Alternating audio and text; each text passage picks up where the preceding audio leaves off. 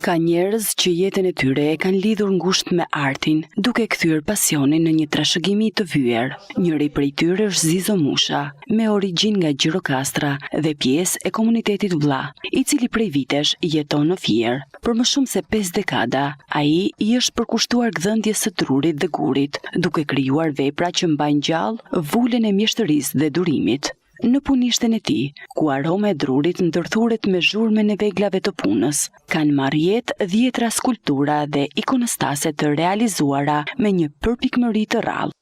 Kjo është një studio e ndërtuar prej vitesh, nuk është një punë një vit, 2 vjet. Unë po bëj rreth 50 vjet në këtë gjysmë shekulli që punoj në këtë lloj pune.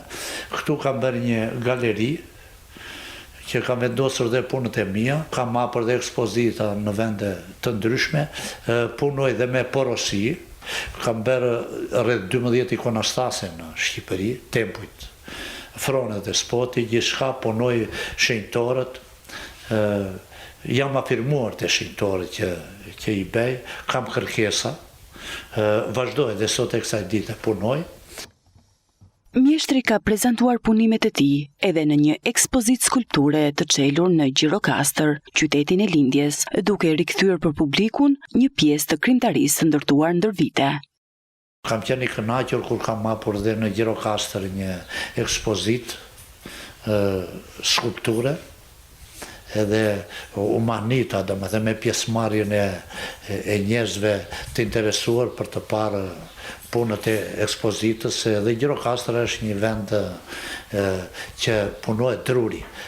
Për Zizo Mushën, gdhëndja nuk është thjesht një zanat, por një mision për të ruajtur dhe përcjell vlerat e artizanatit shqiptar. Ai beson se zanatet tradicionale janë një pjesë e madhe kulturore dhe se të rinjt duhet të orientohen më shumë drejt tyre për të mbajtur gjallë dhe për të trashëguar brezave që do të vinë.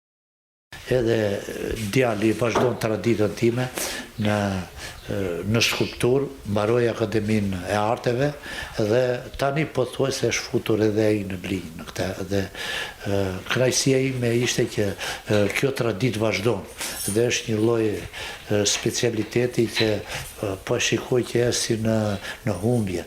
Dhe vetë shteti, bashkitë duhet të jenë të interesuara në këtë lloj formash, këtë lloj profesionesh artizani që të gjej një mënyrë se si mund të punoj që të jenë kurse për fëmijët, që fëmijët të kalojnë kohën shumë mirë me një lloj pune që të ndjejnë edhe kënaqësinë, po edhe të largohen ato vese të kohës, të momentit. Shikojmë që fëmijë në përshkolla kanë filluar të interesohen në këtë lloj forme, po janë të pak, po gjithmonë duke bërë emisione televizive, një sensibilizim ku mund të orientohen fëmijët që të afrojnë si në skulpturë që ka mund, gdhendi artizanale, si në fushat të tjera. Me përkushtimin e tij prej më shumë se 5 dekadash, Zizo Musha vijon të skalis jo vetëm tru e gur, por edhe trashëgimin që meriton të ruhet edhe të përcillet te brezat e rinj.